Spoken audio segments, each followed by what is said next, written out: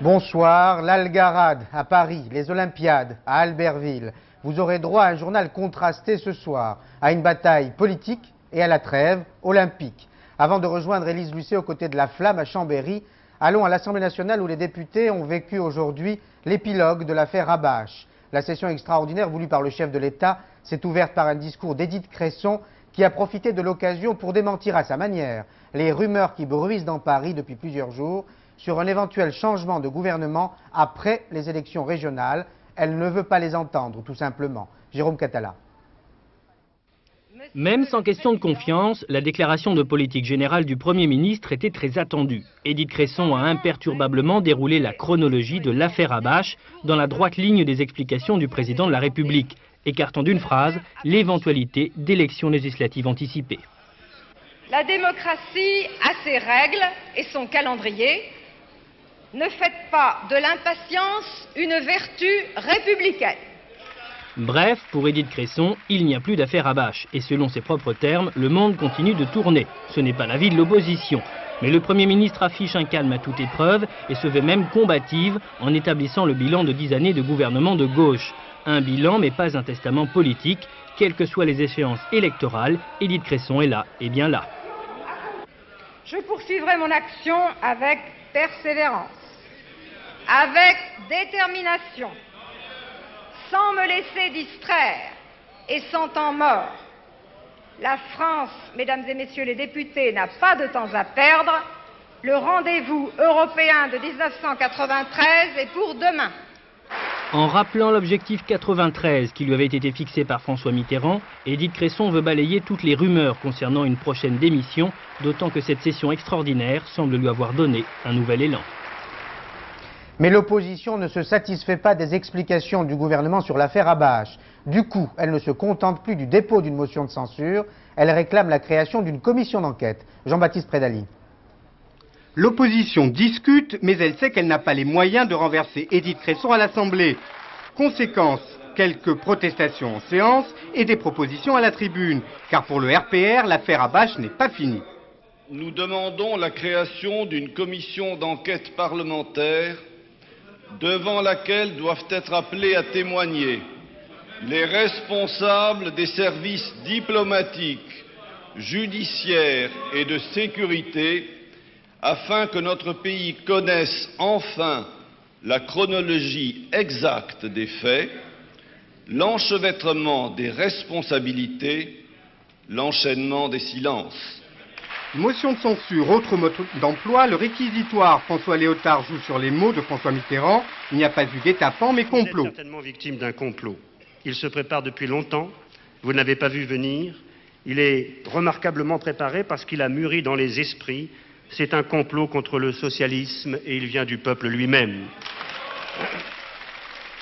À la clé, une demande de dissolution de l'Assemblée, mais l'opposition reste dans l'impasse avant le vote mardi sur la motion. Laurent Fabius peut ironiser sur les divergences. Regardant tour à tour la totalité des groupes de cette Assemblée, j'ai le sentiment que la diversité interne est finalement assez bien partagée. Sourire et sérénité de la majorité, 3 heures de discussion au total pour une motion vouée à l'échec. Pour le vote au moins à l'Assemblée, la conclusion de l'affaire Habash ne fait pas de doute. Nous avons donc assisté côté jardin, côté tribune à un jeu convenu comme d'habitude, c'est-à-dire à une vision manichéenne du débat, à un affrontement bloc contre bloc. Et nous attendions côté cour, côté coulisses, à une vision plus nuancée, mais non. L'enjeu était tel que la gauche comme la droite ont feint de présenter une solidarité sans faille. Les rocardiens se sont tus et le RPR et l'UDF ont eu leurs divergences. Reportage de Daniel Sportiello et Christian Decarnet. Un démarrage en fanfare pour Henri Emmanuelli, qui préside pour la première fois la séance depuis son élection.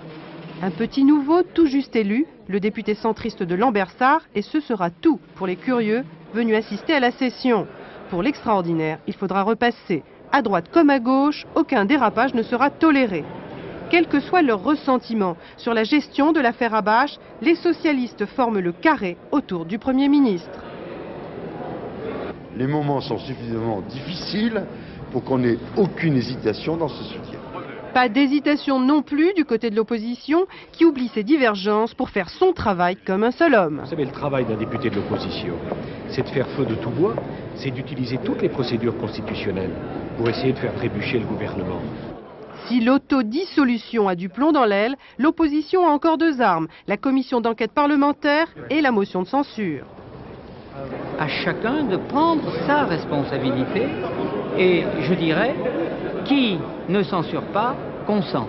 Une censure vouée à l'échec et donc à moitié satisfaisante. L'opposition aurait préféré qu'Édith Cresson demande la confiance, ce qu'elle n'a pas fait. Vous en faites porter le chapeau, Édith Cresson ? Monsieur le Président de la République.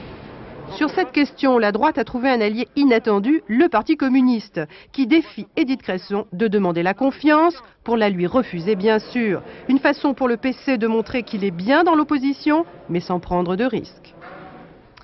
Et nous nous retournons vers Arlette Chabot à l'Assemblée nationale pour poser à Arlette la question qui s'impose. À quoi a servi cette session extraordinaire ? Écoutez, je dirais d'abord à montrer que l'institution parlementaire fonctionne toujours, c'est peut-être pas inutile en ce moment, et puis surtout à calmer les esprits. En ce sens, François Mitterrand, évidemment, a atteint son objectif, donc en décidant cette session extraordinaire. Il n'a peut-être pas convaincu l'opposition sur le fond, mais c'est ainsi aujourd'hui, sans doute, du côté du pouvoir, on respire un peu mieux, car cet après-midi dans l'hémicycle, on a finalement assez peu parlé de l'affaire Habache, mais vous l'avez dit, on a assisté donc à un débat tout à fait conventionnel sur l'ensemble de la politique du gouvernement. Alors l'opposition, c'est vrai, est un peu morose parce qu'elle sent bien qu'elle n'a pas tout à fait tiré les bénéfices qu'elle pouvait espérer de ce faux pas du pouvoir, parce qu'elle est toujours unie mais elle réagit toujours en ordre dispersé. C'est vrai que les uns s'accrochent encore à l'idée d'autodissolution pendant que les uns réclament une fois, deux fois, trois fois l'ouverture d'une commission d'enquête parlementaire, et puis les socialistes, c'est vrai, se sont rassemblés bon gré mal gré derrière Madame Cresson qui a tenu cet après-midi un vrai discours de campagne électorale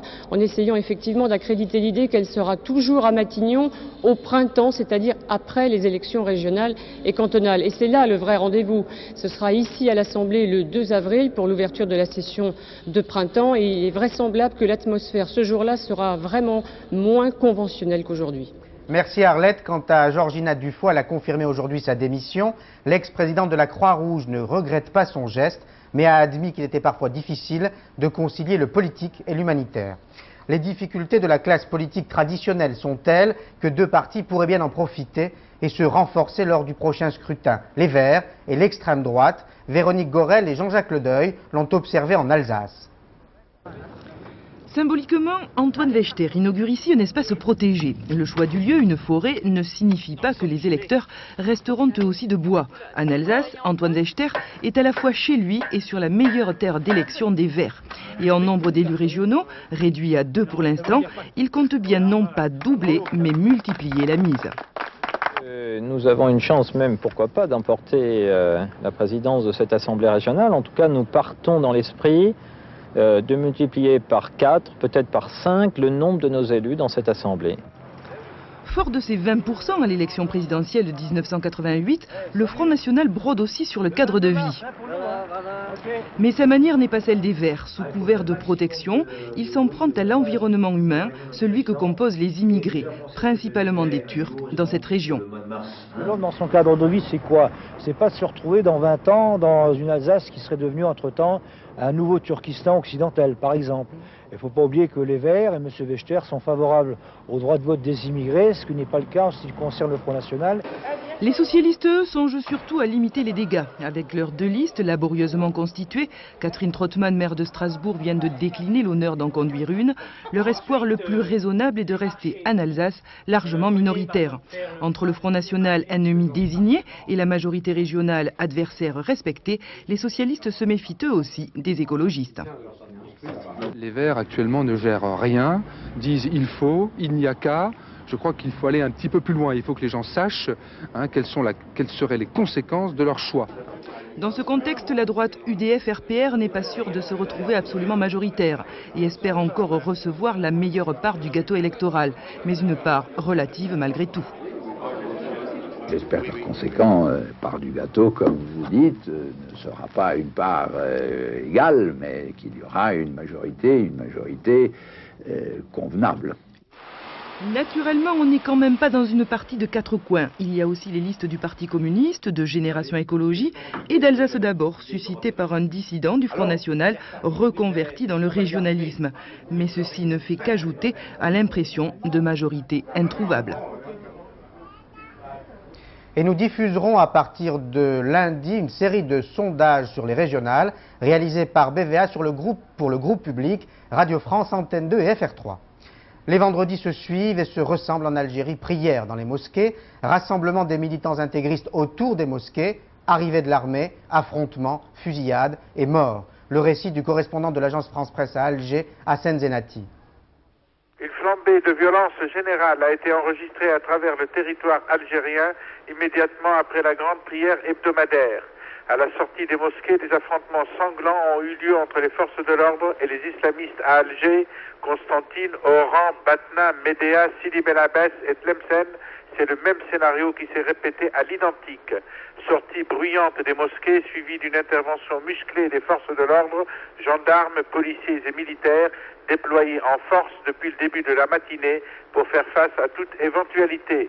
Aucun bilan n'a encore été publié, mais il semble, d'après les premiers témoignages, que le nombre de victimes soit élevé. À Alger, c'est dans le quartier de Bas Jarrah, l'un des plus radicaux et bastions de l'intégrisme, que les affrontements ont été les plus durs. Les rafales ininterrompues étaient entendues à plusieurs kilomètres à la ronde, ponctuées d'Allah Akbar, Dieu est le plus grand, signe qu'un frère est tombé. Alger, Hassen Zenati, AFP Audio. L'histoire se répétera-t-elle? Boris Yeltsin est reparti pour Moscou avec un nouvel emprunt russe. Mais il a promis de rembourser. L'idylle est si forte entre la France et la toute jeune démocratie russe. Laurence Piquet. La Russie et la France sont amis et le disent et fondent les bases de leurs relations. C'est une nouvelle ère qui s'ouvre. Boris Yeltsin et François Mitterrand l'ont souligné lors d'une conférence de presse commune. Entente sur le désarmement, la France et la Russie s'engagent à maintenir leurs arsenaux nucléaires à un niveau minimal. Entente personnelle aussi entre les deux chefs d'État durant ces 3 jours, avec un dernier tête-à-tête ce matin, couronné par la signature d'un traité de coopération entre les deux pays. Fondé sur la confiance et sur la solidarité, c'est le premier accord signé par la Nouvelle-Russie avec un pays occidental. Dans ce texte, la France reconnaît la Fédération de Russie comme l'État continuateur de l'URSS. Une visite fructueuse donc pour Boris Yeltsin. Il est reparti à Moscou avec les honneurs et avec les crédits, près de 4 milliards de francs pour redresser l'économie de son pays. Place à la fête, place aux Jeux. Ils s'ouvriront demain à Albertville avec l'arrivée de la flamme qui a parcouru toute la France grâce à la Poste, qui arrivera demain à Albertville et qui illumine ce soir Chambéry, ultime étape avant le grand jour. Elle était vacillante, mais à l'antenne seulement à 19 h. Elle ne l'est plus maintenant, vous le constatez. On retrouve à Chambéry Élise Lucet. Et vous le savez, Paul, conformément à la charte olympique, le feu sacré de la flamme qui est à nos côtés ce soir, cette flamme a été allumée à Olympie. En avion, en hélicoptère et surtout portée par des milliers de relayeurs sur 5500 km en France. Donc d'Olympie à Chambéry, les plus belles images de ce parcours mythique de la flamme avec Alain Dorgance.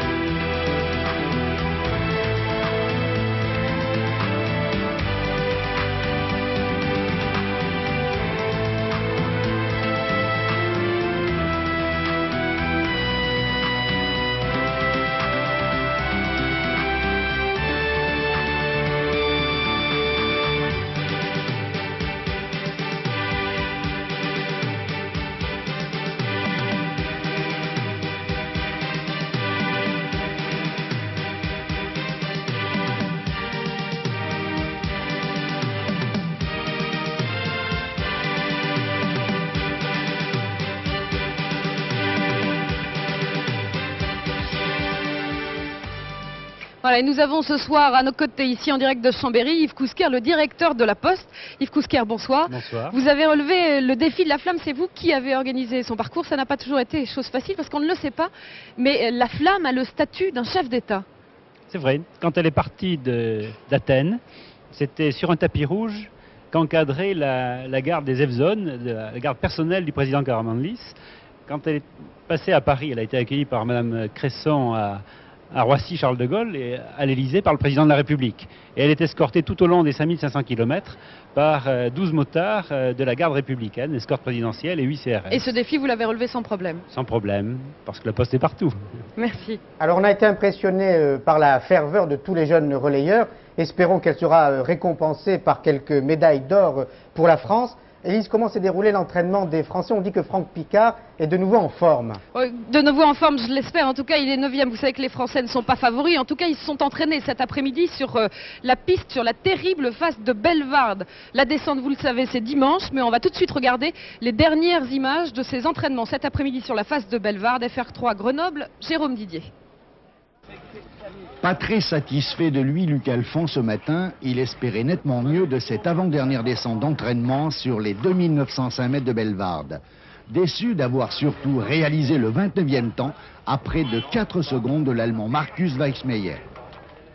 Je garde toujours le moral, mais bon, je crois que je vais prendre une place dans la sélection pour faire 30 ou 40e. Je crois qu'il faut laisser à ceux qui se battent vraiment. J'essaie, je me bats, mais là, je crois que la douleur est plus forte que le reste, donc ça me bloque. Il est vrai que j'avais annoncé que les 3 qui avaient leur place étaient donc Picard, Duvillard et Alphand. Si Alphand n'est pas complètement rétabli, on le remplacera, c'est pas un problème, on fera le point demain après le dernier entraînement. Christophe Fivel ou Denis Ray pourraient remplacer dimanche Luc Alphand défaillant. Quant à Franck Picard, il réalise le 11e temps à 2 secondes, pas de quoi s'affoler. Alors il y a un paramètre décisif pour la réussite de ces Jeux, le temps. Michel Touré va être jaloux, tout a été mis en place pour le prévoir. Oui, tout avait été mis en place pour le prévoir, mais le ciel, vous le savez peut-être, Michel Touré vous l'a sûrement dit, est un peu menaçant pour la fin du week-end. Un ciel observé, vous l'avez dit, scruté même par 25 stations météo installées spécialement pour les JO, et toutes ces stations sont relayées au satellite Météosat. Les moyens dans ce domaine sont considérables. Jean-Philippe Guillain et Gilles Jacquier. Chaque matin, sur tous les sites olympiques, des ingénieurs de Météo France procèdent au relevé des données nécessaires à l'élaboration des bulletins quotidiens. Enneigement, température et précipitations sont étudiés plusieurs fois par jour avec une extrême rigueur. Le gros effort qui a été réalisé pour ces Jeux, c'est la prévision à courte échéance. C'est-à-dire donc à 24 heures, il faut qu'on soit capable d'apporter les précisions dont ont besoin les organisateurs. Toutes les informations convergent vers le centre névralgique situé à Albertville. Elles complètent toutes les données analysées par les ordinateurs. Les ingénieurs utilisent, spécialement pour les JO, un tout nouveau système de prévision, limité aux Alpes du Nord. Sa précision est exceptionnelle. Ce système prévoit les différences de température ou de conditions de vent sur des distances de 3,5 km, soit à 600 mètres près, la longueur de la descente olympique. Je ne pense pas qu'on va beaucoup l'étendre parce que ça coûte très cher. Sachez que le passage de ce modèle une fois coûte 30 000 francs. Un ordinateur Cray 2, le plus puissant du monde. Et donc si on le passe 3 fois par jour, ça fait 90 000 francs, vous voyez. Mais c'est très intéressant du point de vue de l'expérience. Les responsables des sites qui reçoivent les rapports météorologiques doivent trancher. En cas de détérioration subite des conditions climatiques, ils peuvent décider d'avancer ou retarder le départ des épreuves. On a 25 000 ou 30 000 spectateurs qui doivent arriver dimanche. Pour nous, il serait souhaitable de pouvoir le faire ce jour-là et non d'avoir un décalage potentiel dans le temps. Parce qu'après on tombe en semaine et que dans ces cas-là, ce n'est plus la fête que l'on peut attendre sur cette descente. Pendant 15 jours, les responsables du ski mondial vont scruter le ciel sans toujours savoir sur quel pied danser. La réussite totale des JO dépendra de toute façon de la météo. Deuxième invité du 19-20 ici en direct de Chambéry, Michel Barnier, coprésident du COJO. Bonsoir. Bonsoir. Vous êtes un petit peu inquiet de cette météo? Écoutez, on ne peut pas changer le temps. On peut le prévoir, s'adapter. Le système qui a été mis en place par Météo France à maille fine nous permet de nous adapter, d'adapter le calendrier olympique le plus près possible des conditions atmosphériques et peut-être d'éviter certains reports, de réussir les Jeux de ce point de vue-là grâce à cette technologie et grâce au savoir-faire des gens de Météo France. Alors Michel Barnier, vous travaillez sur ces Jeux Olympiques d'Albertville depuis 10 ans. Vous êtes à quelques heures du moment crucial et vous vous sentez comment ce soir? J'ai envie de vous demander si vous êtes inquiet ou plutôt confiant. D'abord, je ne me sens pas tout seul. Oui. Depuis 10 ans avec Jean-Claude Killy et au fil de cette route avec beaucoup de gens. Donc nous sommes sereins, comme des gens qui ont donné tout ce qu'ils pouvaient de leur enthousiasme, de leur énergie pour un grand projet. Au service de l'idéal olympique. Cette idée, vous l'avez montré avec la flamme, qui fait que des jeunes de toute la France, du plus petit village aux plus grandes villes, ont eu envie d'avoir cet honneur de la porter. Donc une formidable idée que celle-là, et puis aussi servir son pays. Donc serein et vigilant. Alors vous parliez de la flamme, l'un des mystères, il y en a beaucoup, de la cérémonie d'ouverture de demain, c'est de savoir qui va être le dernier porteur de la flamme. Alors je vais vous poser la question, j'imagine que vous n'allez pas y répondre, c'est un grand mystère. On a parlé de Nathalie Bouvier. Écoutez, si c'est un grand mystère, gardons-le le plus entier possible jusqu'au dernier moment. Je crois que ça sera une grande surprise. On a parlé de Gérard Daboville. Oui, on a parlé de beaucoup de gens, de jeunes femmes qui avaient un grand sourire, de grands sportifs, d'espoir. Gardons le mystère jusqu'au bout. Je crois que ça sera mieux pour tous les spectateurs. Michel Barnier, je m'adresse au président du Conseil général et aux députés. Vous avez oublié la politique? Non, je n'ai pas oublié la politique, ni mes idées, mais je crois que c'est bien que sur un projet de cette puissance et de cette valeur, les Français, quelles que soient leurs idées, de gauche, de droite ou du centre, qui aiment le sport, qui aiment la France, se retrouvent ensemble pour que la France réussisse et que pour le sport réussisse. Je vous pose la question pour une raison précise. Vous avez parlé de ferveur, on l'a bien vu tout au long de ce parcours de la flamme, et on est impressionné par le décalage entre cette ferveur pour le sport et l'absence de ferveur en politique.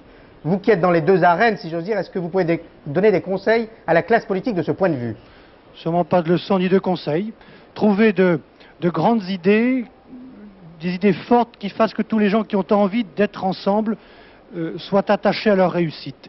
Nous en avons trouvé une ici qui a été très vite partagée par tous les Français, le gouvernement, le président de la République, le maire de Paris, Jacques Chirac, tous ceux qui nous ont aidés, ici même en Savoie, trouver de grandes idées qui fassent que les gens aient envie de réussir ensemble et du même coup, chacun soit même de réussir. Je crois que c'est ça la force des Jeux Olympiques. Merci Michel Barnier, bonne chance aux Jeux. Merci. Et à demain à Albertville. Merci Élise pour cette page spéciale sur les Jeux Olympiques. Je tiens à vous préciser que la classe tout à l'heure à 20h et musicale seront diffusées en direct de Chambéry ce soir. Dominique Dumas résume d'autres événements du jour.